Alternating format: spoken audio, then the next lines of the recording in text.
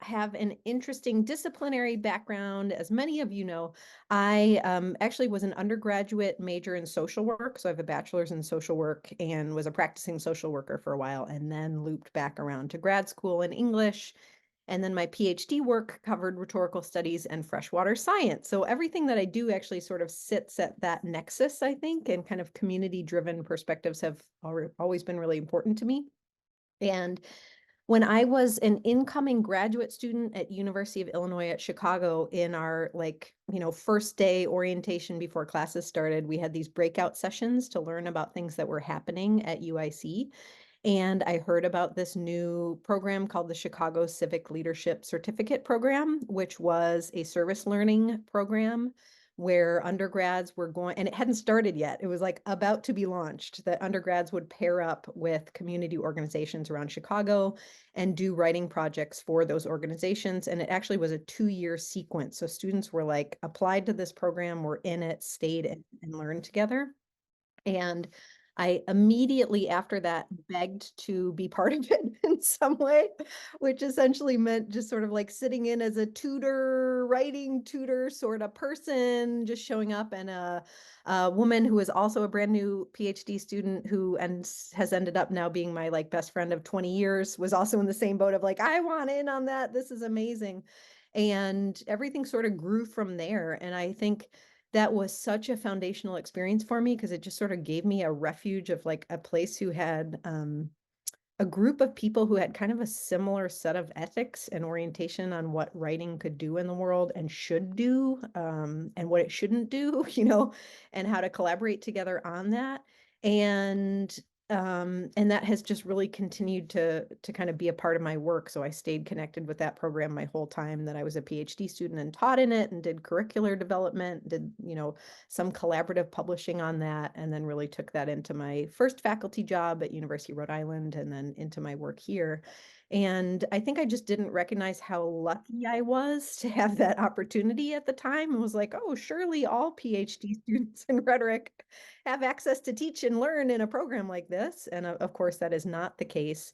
And I also was just thinking this morning about, I wonder what my career would look like, honestly, if I didn't have the opportunity to sort of see a program, like to see something that I could join and learn from rather than having to figure it out myself. And I think that also just really changed the way that I learned about community-based writing, sort of connections to scholarship in the field. And so that was kind of an incredible introduction to it, I think, that I lucked out majorly. So I'll stop there because I want to hear from everyone else too. Kate, how about you next? Okay, great. Hi. It's so wonderful to see you all. Thanks for hosting this, Corey. And I'm so happy to be in conversation with Caroline and Mark and Taylor. As Corey mentioned, I'm a professor in curriculum and instruction, though I did my PhD in English and was first on the faculty of English before moving to curriculum and instruction. But before all of that, I was in the Peace Corps and also taught in schools, both in Peace Corps internationally and also in the United States. And so when I came to graduate school, I already had a sense of what it would mean to kind of have a career in community engagement and service because I had been working in those areas. However, when I started with my dissertation work, I'm an ethnographer of literacy, so I study how people in communities use reading and writing in their lives. And for my dissertation and my first book, and even my second book, I didn't really understand that it was possible to create knowledge about writing in partnership with people. So I was doing research in my own home community, which is a multilingual community in Massachusetts, and another community that I'd lived in the Peace Corps. But I was really doing research that was about people and not kind of in partnership with people, if that makes sense. So in my current project, that has really shifted, and I'm working with a team of educators, activists, and poets in Colombia, which has been through a decades-long internal civil war, partly funded by the United States. And we are working really collaboratively to create knowledge, do research, create kind of alternative ways of publishing our research about writing and peace building. So we've made a board game, we've done a community authored book, we're working on co-authored publications. So I've always been engaged in communities, but this is kind of a different level of partnership. I guess I would say in addition, and maybe we'll go to Mark next. In addition, I work with the Greater Madison Writing Project, and I work with pre-service teachers, so teacher candidates who are studying to be teachers. And I see in a way my move to curriculum and instruction to be working more with teachers as also a form of community engagement, where I can kind of create knowledge with teachers and understand how my theories about writing do or do not play out or are and are not useful in classrooms. So maybe I'll end that there. Mark, how about you? Thanks for having me here. It's wonderful to see everybody and be with colleagues here. I feel like mine, like everybody else, is kind of a winding story about it. But maybe in a little bit different way in the fact that like I come to English late in the game. My interest in community engaged work really started before I had ever heard of that term. And my interest in coming to grad school really sort of came from I was a elementary and middle school teacher, and felt like constantly teachers and academics were talking sort of at and right past one another, and not connecting well, and having a real interest in um, uh, finding a way and a space for educators and academics to come together to talk about the issues going on in schools, what works, what we know from research, as well as what we know from sort of like being in the classroom, and finding a space where people can work, together instead of sort of side by side. And so I really came from a social studies and math background, and came to English much later. But all of my interest has really been really about this idea of youth and adult partnerships, and thinking about how do we empower young people in our schools and out of schools, to uh, to be involved and engaged in the world in the way that they want to be, and what can we learn from them, um, and together with them as we're navigating the world. All right, Taylor, close us out for this one. Hi, everyone. Thank you for having me. I'm Taylor. As Corey mentioned, I'm a second-year PhD student in composition and rhetoric, and also the assistant director of English 100. I hope that the graduate student perspective is helpful for those who are kind of getting into community engaged scholarship. I have been really privileged in that I had an early exposure to service learning. So I was involved in service learning at pretty much every level of my education. So I saw from like a really early age, like the value of service learning. And as I've come into more of a facilitator educator role, I've felt kind of empowered to make those experiences accessible for other people. So currently I'm working on a project called Madison Mourns, which is a digital COVID-19 memorial in partnership with the UW Archives and Records Management. So last spring, my English 100 course established the website where the memorials will be housed. And then in the fall, I collaborated with my cohort, Alex Chakoff, who's in the audience, to create promotional social media accounts for the memorial. So the next iteration of the project is still in the works, but there's more coming soon. So lots of exciting stuff happening. Awesome. Thank you all. And a little fun fact that I don't know that I shared with this group is that my undergrad was in English literature here at UW. So, look at what the department, or look at what the field creates, Awesome. Okay. Maybe we can reverse the order this time, or if someone from the middle whoever wants to jump in first. So for the next question is, how do colleagues in your fields understand community engagement? So I heard a lot about like different approaches. Some of us were able to see it modeled, and for some it wasn't necessarily the case. So yeah, how do folks in your field understand community engagement within the discipline or within the university more broadly? And then how does that differ, align with your own understanding? I can start. Also, since I'm like the baby scholar, I feel like I can offer what I can offer, and then you all can follow up. So yeah, like I said, I'm just the baby, but I'm, starting to understand how our discipline kind of perceives community engaged scholarship. And what I've seen is kind of like this push for more public facing projects within writing studies, as a way of kind of like illustrating the value of the field to the public. And I see like kind of, with any community engaged work, like a risk of the like one-sidedness, where the university or students might benefit from whatever partnership happens, but the community itself may be like left at a loss, maybe perhaps. So I do hope that like community engaged scholarship continues to be taken up in our discipline. And I hope that it kind of remains rooted in like the necessary justice-oriented principles of community engaged scholarship.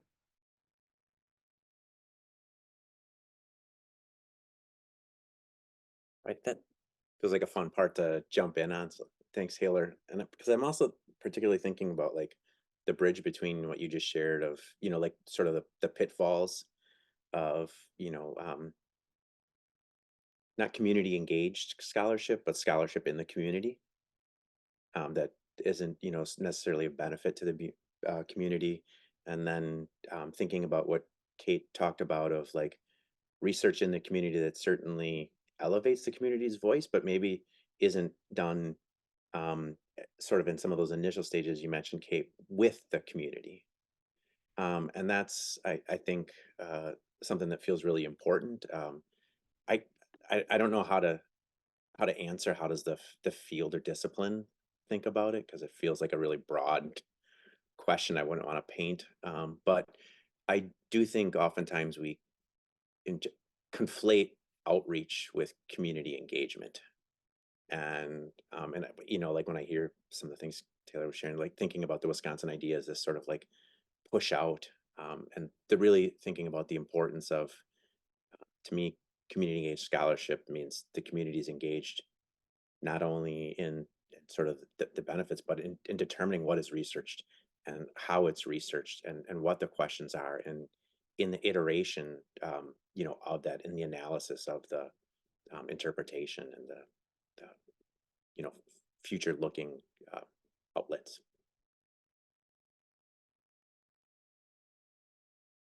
Maybe I want to jump, like piggyback on what Mark was saying.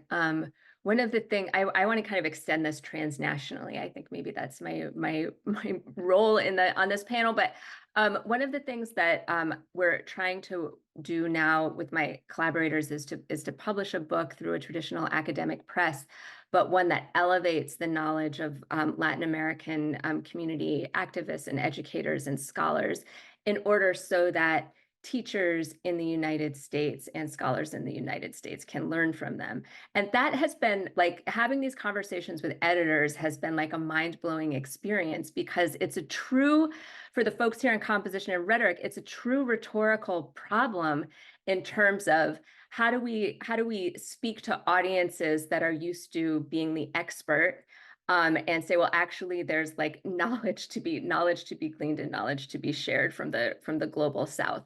And so, in some ways, the discourse of post-coloniality is like very advanced, but in other ways, in practice, the way that this works in academic publishing is really complex. So I'm drawing a connection to Mark, because I feel like what Mark was discussing was, learning from teachers, and how folks in the university can learn from teachers, as opposed to the idea that the university's knowledge should be kind of dispersed onto the community and enlighten everybody else. There has to be some kind of reciprocity, and putting that reciprocity into practice like really is complicated, because it involves cross-cultural conversations and acknowledgments of difference, and kind of making mistakes and hurting feelings sometimes. But I'm super not answering the question.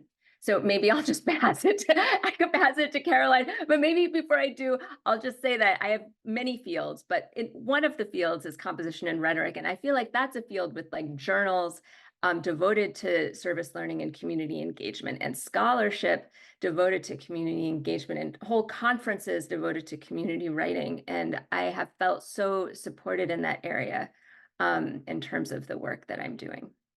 So Yeah, myself. that's a great segue. I completely agree with everything all three of my colleagues have said, and then have like criticisms I could launch into, but I might just link something else in the chat related to that. Because actually this does make me think, and Kate offered a really nice springboard to this, that in thinking about this is a disciplinary dives conversation, right? And you're already hearing that we're coming from all these different disciplines, even though we're kind of in the same discipline. And then like Kate and I are kind of in the same discipline, but in different departments and different colleges. And so there are all these overlaps.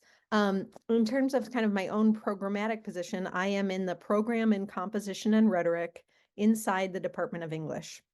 And I think on the sort of lit studies, ELL, creative writing side, there is maybe generally less of a value placed on the scholarship of community-based writing. I think that's fair to say. I think my colleagues would agree. And then inside of composition and rhetoric, on the composition side, I think there's traditionally been like a pretty long-standing value for community-based writing, or something like, service learning writ large. So for instance, I'm putting another link in the chat. We actually have a conference on college composition and communication, statement on community engaged scholarship and pedagogy in rhetoric and composition. And that statement's from 2016. So like when I went up for tenure the first time a long time ago, I could point to an actual statement and say, my discipline says that this has value. Here's their explanation and justification.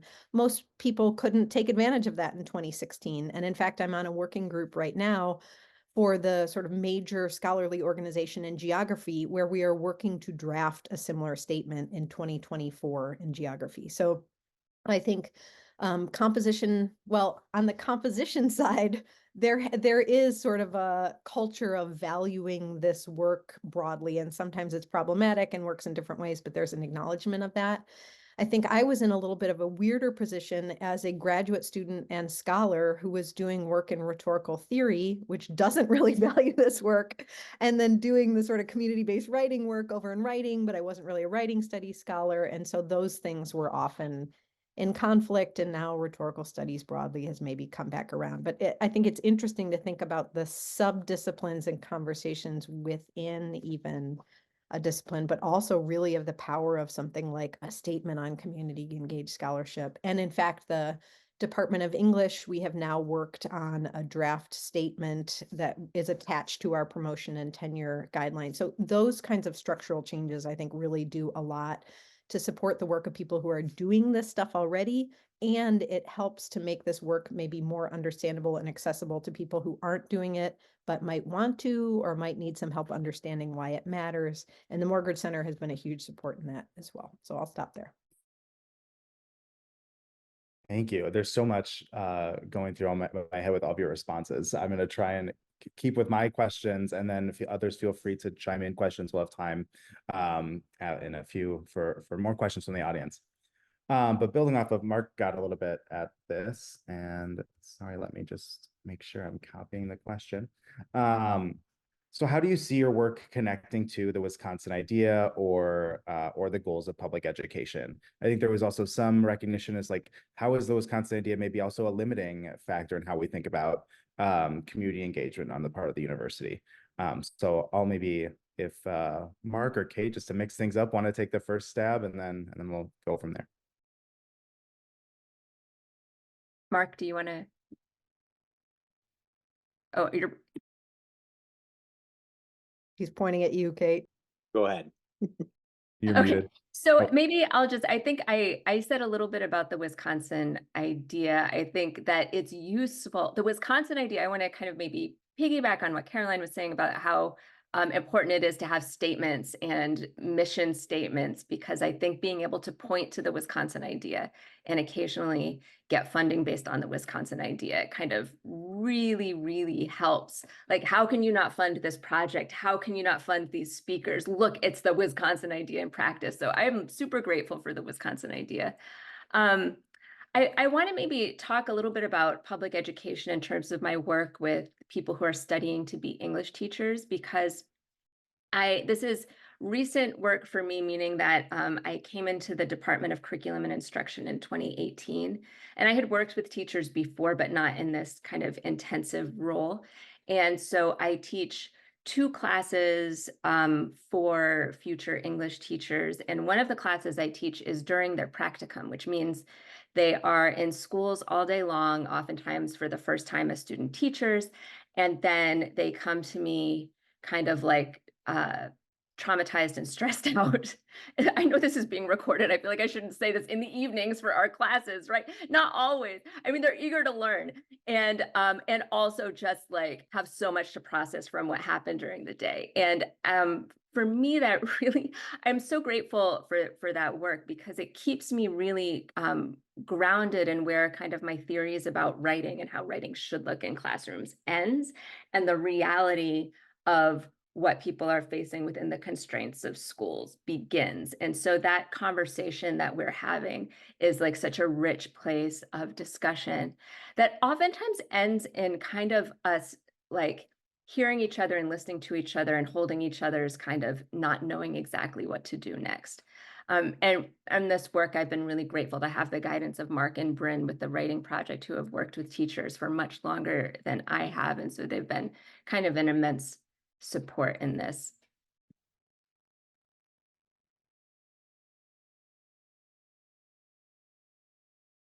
And thanks for that, Kate. That's really nice.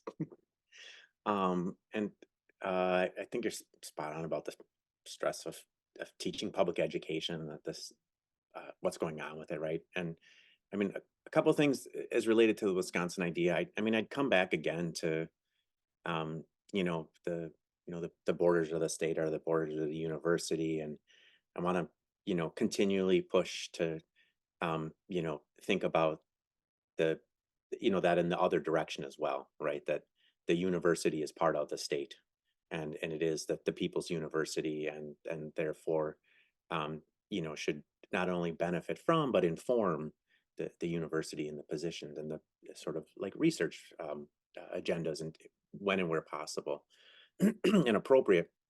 And so I think that continues to be something that I think a lot about, and think is really important. And I guess like in terms of the Wisconsin idea in public education, like uh, it is an area that I would love to see the university itself sort of push into a little bit more specifically in thinking about ways to connect what's going on at the university to on the ground things in K-12 education, not just research, but like getting faculty and students that have like these incredible research projects that relate to things that young people are doing or learning about. I watch the newsletter that comes every week or whatever it is from the university about like what's going on, right? And I'm constantly like seeing like this cool thing about Yellowstone, and the climate impact, the impact of climate change, and thinking like, oh my God, I know this group of fifth graders that's studying, like what should we do about the impact of tourism and climate change on Yellowstone, and how cool would it be if the university had more avenues for schools to sort of reach into the university to draw on those opportunities that the teachers knew more about, and ways to connect with the work that's going on here, and not just thinking about supporting faculty going out, but bringing those to the university.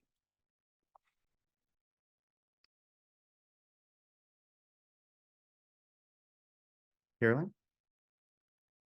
Yeah, I again would echo my colleagues about all the great strengths of the Wisconsin idea and the potential for what it can do for connecting, right? Not just like university outwards, but sort of pulling people in the way that Mark's describing.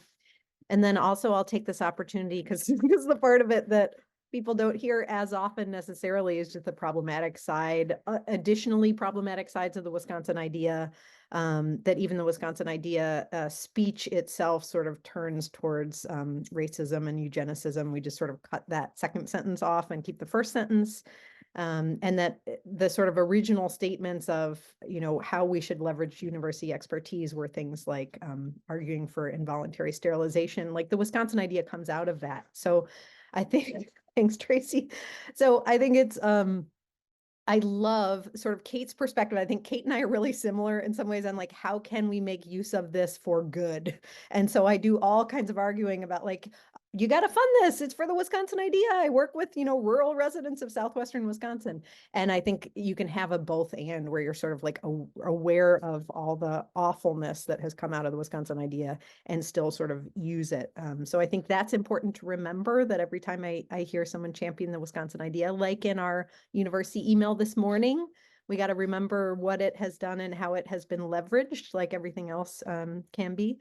And also just of our role and implication in that as part of a land grant university that benefited from the theft of native land, both here in Madison and across the state, that actually funded the land grant that funded us.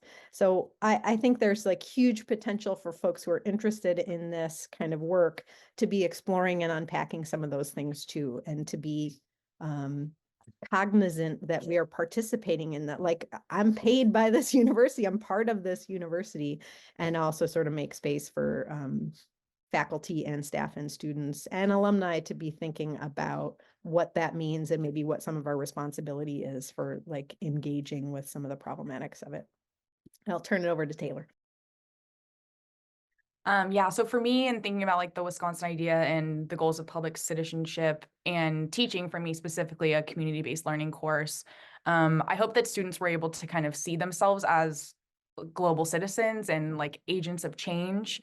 So in that first semester, I had to be really thoughtful about how I was asking students to engage with ideas of like grief and loss and mourning. And Caroline was really, kind of helpful in her guidance on that. But I think ultimately, I hope that the course kind of asks students to think about like how our society responds to loss and our capacity as a community and as individuals to maybe, do something different, or at least just like pay attention to what's going on. And so I hope students that came out of that class kind of had an idea of themselves as like having power and as able to take initiative and make change, and even in small ways. So yeah, and I think it's for me, it was like thinking about how I could make a project like this fit into the English 100 curriculum. So, which has, like kind of set course outcomes. And yeah, I think, some people might take issue with having a project like this in a class that's, kind of supposed to be more standard. But I think there are ways that we can, through the Wisconsin idea, through our own scholarship or writing studies scholarship, think about like why this has value in the class. Yeah, thank you, Taylor. And I think I'll build off of that one. So knowing that you all sort of teach in some capacity or work with students in some capacity, I think about this all the time, but maybe for our audience, this might be newer, but so I'm curious, what have been those things that you take away from or have noticed when you teach in ways that are community engaged? What are those benefits for the students or for yourselves, whatever that looks like? And the challenges to that too. I wonder if we can popcorn around a bit with ideas, because I'm not going to go on a long one. But the first thing that pops into mind is that I so often hear students say that my community engaged courses are really easy by the end of the semester because they've enjoyed them. And then they look back and see all of the hard things that they did. And they're like, no, but it was easy. I'm like, I actually would suggest it was not that easy, but this was just a different mode of learning. And so that comes to mind, is like students get a lot out of it and also seem not miserable about what they're doing, even when they're asked to do really hard things. But I'll think of others. I want to hear my colleagues.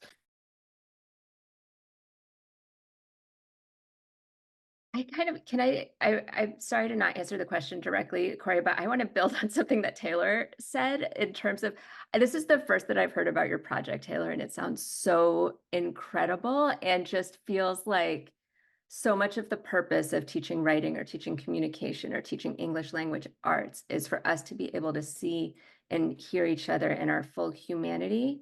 And that is not how it is operationalized often in schools or universities. And I think it's really brave. I think it's a really brave project and a really important project.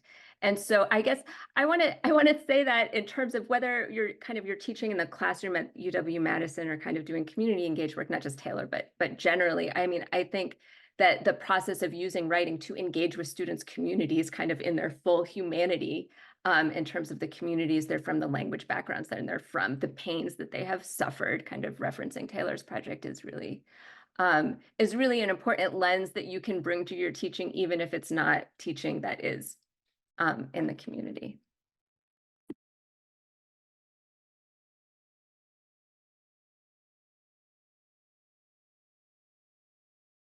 And maybe, Oh, go sorry, ahead, Kate. Kate. I was gonna say something else about working with teachers who are in the schools all day long, and maybe Mark can say a little bit about this as well, is that you like, I want to say as an educator, I feel like I am like kept current in that way. I'm like, so what is happening? Like, what is the language that young people are using? Like, what is going on? Like, what is the district handing down that you have to do? And so I think that kind of responding to kind of real-time challenges can like really keep you on your toes. It can be incredibly enriching for an instructor in terms of, I don't know, keeping our feet in the real world in terms of what we think we're about. Yeah, I think teachers are generally pretty good at telling you what is and sharing. I would say like one thing that also comes to mind in addition to that is the level of trust it takes to build up to really do work for communities or individuals who've been taken advantage of, victimized, like to know that like you're not going to pull the rug out from under them as has happened many a time before to them, that you're not here just to do research on them, that you actually mean when you say with, like and even just thinking about like schooling practices, right? Like I don't mean just the communities, but like just the like to say like I want to hear what you actually think about something in writing, and I don't want you to just try and figure out what you think I think and parrot that back, but like say what you think. Like there's a lot of years of sort of build up to say that that might not be true, and so one of the I'm not sure pitfalls, but one of the things to consider is the level of trust that it takes to build and sustain this kind of work. Yeah, I would echo that for sure. And then I was thinking about the sort of community building aspect, and we were talking about this before the Zoom started on the panel, so I'll share that. Just that the effect of my current community-based learning designated class is that it has built community in sorry, in the class. I'll go to a quieter place so that students are not only working with an external partner and we're supporting their work, students are already friends with each other, building community with each other. And it has a really magical impact inside the classroom. And I think that matters to me a lot, that students are able to build community. A lot of students are away from home for the first time. They're, it matters to me that they're able to like build a life for themselves, and that our classroom could play a role in that. Is like some of my colleagues don't want to know the students outside of their student life, and I'm like, they're like wonderfully complex, beautiful humans, and they don't have to share that, but I would love to make space for them to share if they want to. And that matters a lot to me. I think I realize that more and more, like just how it sounds ridiculous, but like how in love I am with students. It's just like, wow, these wonderful, wonderful people who are building connections with each other. And actually, I was telling my students this semester, in the first ever community-based learning class that I taught at UIC as a graduate student, 2 of the students who worked together in that class ended up married, and they're now doctors with like 3 kids. And it's just like, not that that should be a path for everyone, but it's just such a beautiful, like, oh, that came out of a writing class, like being vulnerable in a writing class, so that you actually are able to make connections that you wouldn't make if you were like sitting in a physics lecture together and you just like sat together and then you left and you never talked.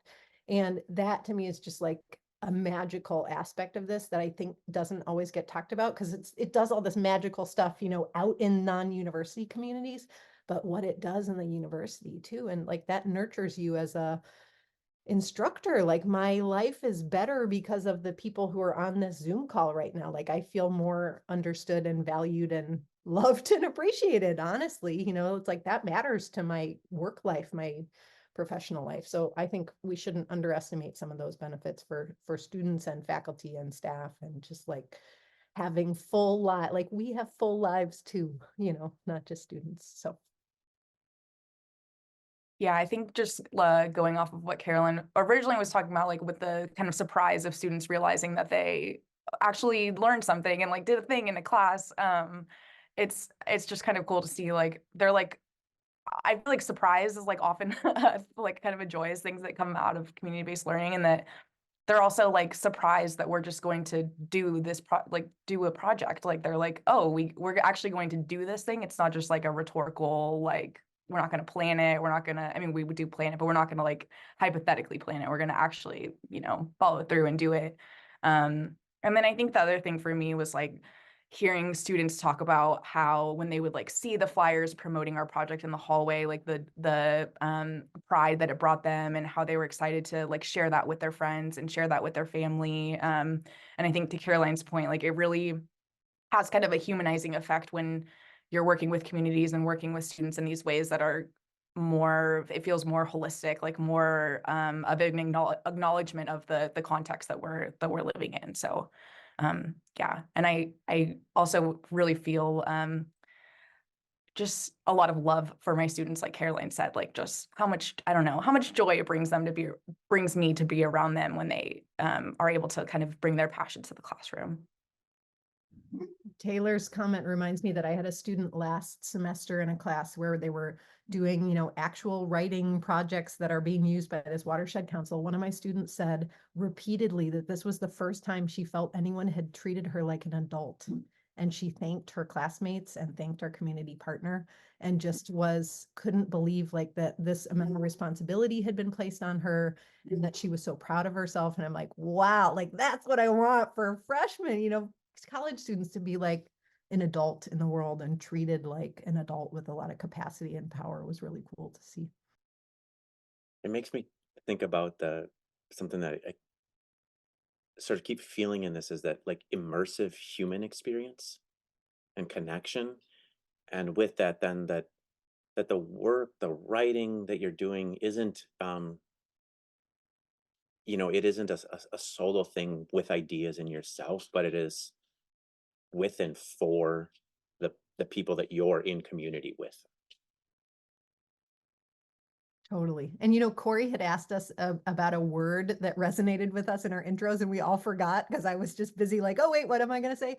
But I had one written down, which was like relation, like that word seemed really important to me. And that seems to be kind of what you're describing, Mark, also, or one way to describe that, just about like building these connections seems so central. I'm truly grateful that our students all have you on this campus, and the impact that you all have is just so huge. So one shout out to you all.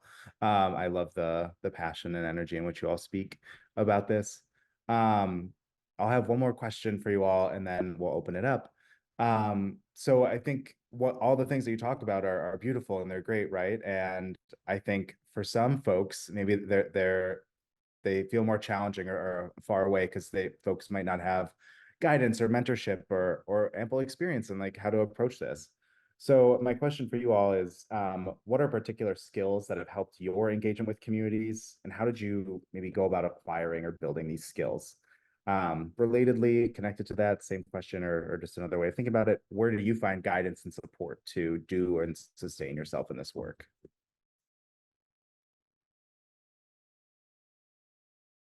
I have a quick one. I mean, the Morgridge Center for Public Service, truly and seriously, and that the Morgridge Center was a draw for me to come here to UW. Like I wouldn't have taken this job without you being here. And partly that was, you know, I came out of a grad program with a lot of support for this work. And then I went to a university that I loved in a million ways, but that had no support for this work. And I was like, I cannot do this way. And so on my campus visit here, I asked to meet with Beth from the Morgridge Center. I was like, I need to hear what's going on here. And I continue to learn a ton from my colleagues at the Morgridge Center and the Morgridge Fellows, and readings that have been shared, and just like you know, your new book, like that, those are advantages that we can all make use of here on campus that just don't exist in other places, that there's financial support, moral support, student support, administrative support. is really astonishing. And so I think for people interested in getting into this work, go talk to someone at the Morgridge Center who can help give you sort of a like, oh, here's a community member who's interested in the sort of thing that you're interested in, and maybe that's a path forward. Or yeah, why don't you think about a class? And like, Taylor started working on this when she got to UW-Madison, so you would have more to say, but really, like, you need help and support, and we have a built-in place on campus that is here to help and support that work.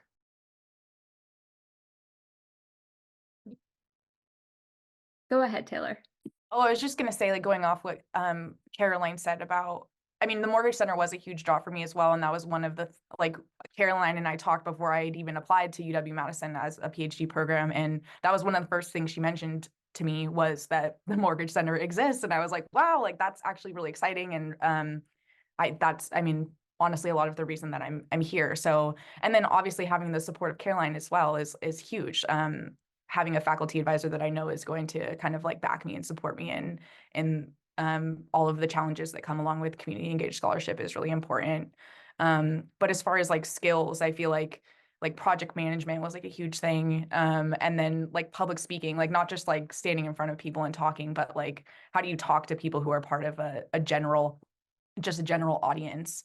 And so part of that is like just the experience of doing it. And so I feel like I would encourage people to just get involved with their community in the way that feels like meaningful to them and meaningful for their own identities and positionalities. And whether that's just like volunteering or there are many mutual aid efforts in Madison that you could be a part of. So just starting small and starting, where you are, I think is a good place. Maybe I'm going to speak about kind of not starting where you are. I'm going to talk a little bit about my work in Columbia. And I think I've been kind of writing about this recently, about the number of different roles I play in relation to the community. So I kind of started making a list. I think at some points it's important for me to witness. I think that, and that has been feedback from community members, that witnessing and reflecting back what I see has been important. Another point, I'm like an object to be witnessed. I was shocked when community members were writing about me, as I was like, what? I'm supposed to react to, so, it's kind of like, the other piece is like, as a conversation partner, as a translator, and I don't just mean language, I think I feel like I'm continually translating stuff from the world of from different cultural contexts, from different discursive contexts, from different like academic practice contexts. So the translation piece, in terms of language too, but the translation piece, I feel like I spend most of my time kind of translating. And as somebody, like the other piece is that I'm a resource getter. So when I first started doing community engaged work, one of my now colleagues in Columbia said, look, like enough of this, of you being like this North American extracting knowledge from here, let's do something together. And I was like, great. And I understood that my role was to like get the money to fund it as well.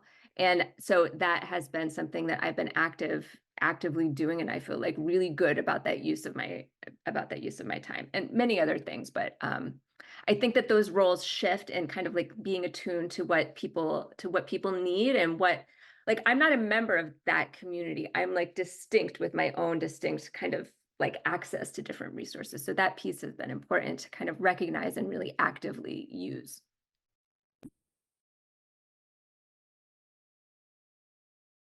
I love all of that. Picking up on what Kate said about translator, I think something that I know from the other three people on the panel, from having been around them, is they're incredible listeners. And it's the reason that they're able to translate, because they know the various communities. They know what speaks to different folks in different ways, and are able to bridge sort of various communities and ideas, and really bring them together. So I think that ability to listen. And I think the other thing that I think these other three are really phenomenal as is taking a disposition of a learner, and stepping into all this work, you know, with confidence in what they bring to it, and humility about what they had to learn from it, and from others. And I think that is incredibly important to it. And then I think, as like Taylor was saying, like, to like get involved. I think so often as an R1, right? Like it goes funding, programs, and then find the people. You know, and instead of being in the community, developing a program or approach or something based on a need and an interest and a want, and then finding funding. And so I think as we sort of shift those directions, we see different things. Amazing. Thank you all. So yeah, let's open it up. What questions are from the audience? Feel free to unmute or drop them in the chat.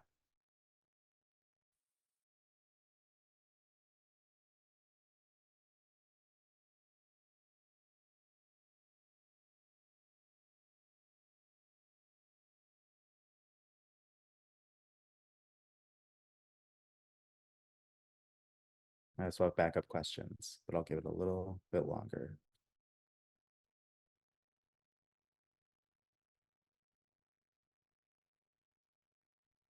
Okay, well, just here's a little one. Well, not really a little one, but I think it was Kate mentioned like the importance of reciprocity, and I bolded the words, and now my notes are all over.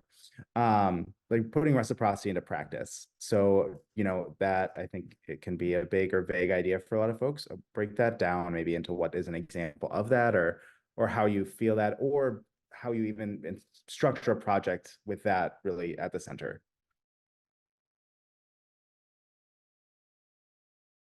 I think I'm like not great at structuring the projects ahead of time. I think the reciprocity in my current project, I'm sure there's different models, like really happens in real time in conversations. And so at the moment, like I mentioned, I'm working on publishing a book, and it's been difficult because we want to do it in English and in Spanish, and that's expensive. Anyway, the reason why I'm saying this is that I understand that it's my job to talk to editors and to make the case for it. And that's not something that's shared equally among everybody, and that's okay. And that there's other things that we do together, and there's some things that they do separately. So I think reciprocity is about kind of continually clarifying our roles. And also maybe I want to just like highlight what we like so many, I feel like every person on this panel has mentioned love. And I think it's really beautiful to talk about love in a university context, but I guess maybe I would say that reciprocity comes from love. I think for any kind of community engaged work, to echo what Mark said about the people first before the funding, I think having like really feeling like you love the people that you are working with, so that it's not a kind of savior kind of thing, but it is a kind of mutual undertaking. And it's beautiful. You know, people talk about their chosen family. I feel like when I met my collaborators in Columbia, I feel like they're my chosen colleagues. I mean, I love my real colleagues, but these are my chosen colleagues. Like, it's like magic, you know, and I think that doesn't happen. Like, this is a long-term relationship. I don't think it happens every day. I imagine this is like the one kind of like collaboration like this that I might have kind of in my lifetime, that's like kind of thinking partners, writing partners, and this kind of magical thing. So I don't think it's something that can be forced. I think it's something that is like built over time.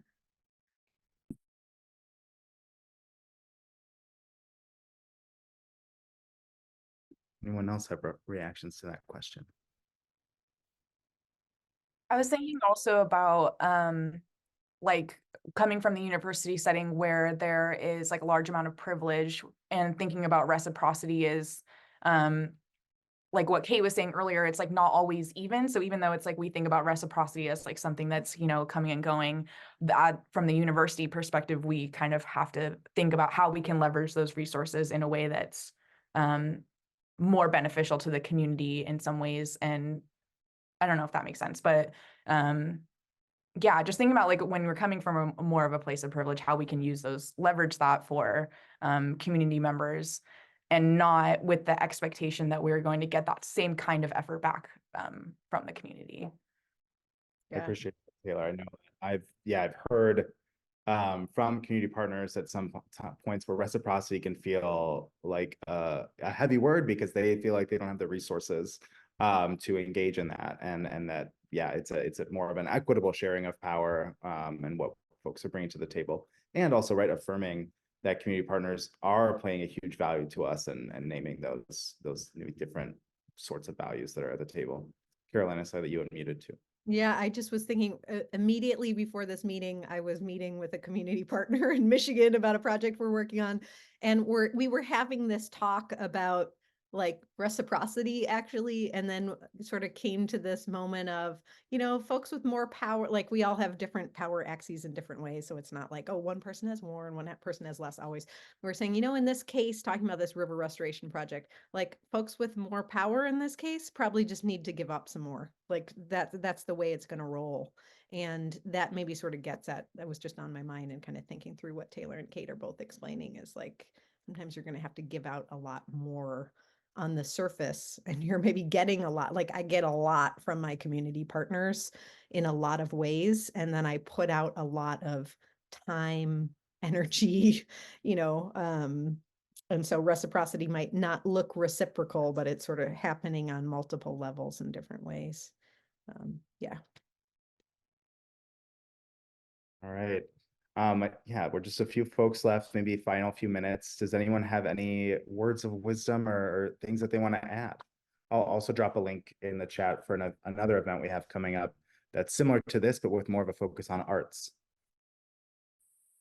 That looks like a really cool event. I'm curious for people who are still in the room, what projects you're considering or what projects you're engaged in. I don't know if it's the moment to put those in the chat, but I also want to shout out to caregivers. I'm a single mom, and so I just want to say, include the whole family, include the family as much as possible. I think like sometimes these community engaged projects feel extra. They're like after hours, they're in different places. Maybe they require travel. It's not like confined to your daycare hours. So I just wanted to add that perspective that perhaps it's possible to find a way to like also make it like community family work as well.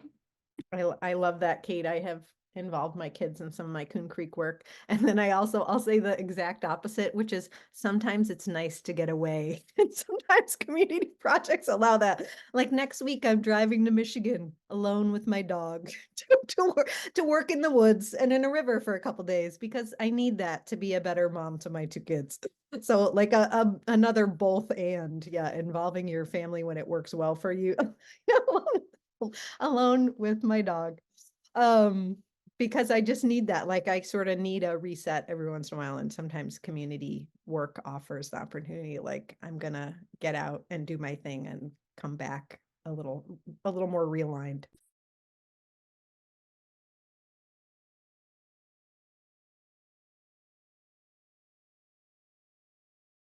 Hi, everyone. Sorry, I figure I'm the weirdo in the room. I'm the writing center director from the University of Louisville, but I'm a University of Wisconsin-Madison graduate. And so at the Writing Center, we have 3 community partners, the Western Branch Library on the west side of Louisville, the Louisville Urban League, and then it's called Family Scholar House for single parents. And we're trying to get them all going at once after the pandemic kind of changed this around.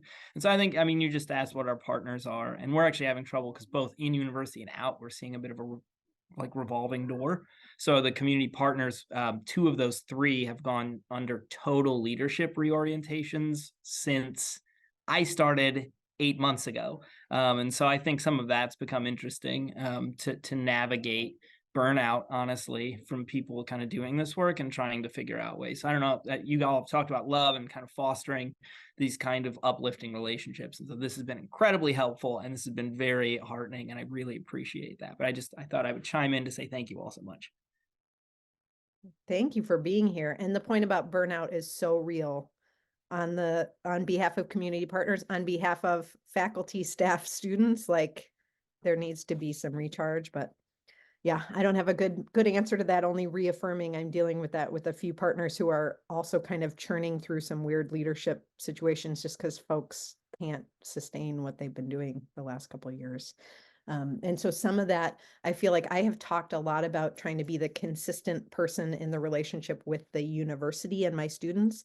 And I'm realizing I think I'm doing a little bit more of that, or like being asked to do a little bit more of that in a useful way for community partners, like actually providing a little stability for them as I sort of help make connections of, well, this person I worked with on this was interested in this. And that's been a new arrangement for me to help like offer that role externally. I don't know. So maybe there's a role that the U of L Writing Center kind of plays in that, is like actually providing some stability even as things in a partnership are changing.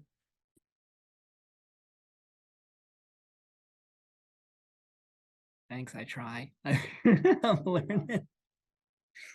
That's all you can do. I have been Yeah. saying frequently lately, I'm trying my best. It's all I've got. It's not always great, but I'm trying my best. Hats off to all of y'all. Any other last thoughts? All right, well, this has been an absolute pleasure. Thank you so much, all. This will also be posted online in a few days as well. So please share it with your networks. I think a lot of great takeaways here. And yeah, thanks for those who tuned in, and for our panelists for giving their time today.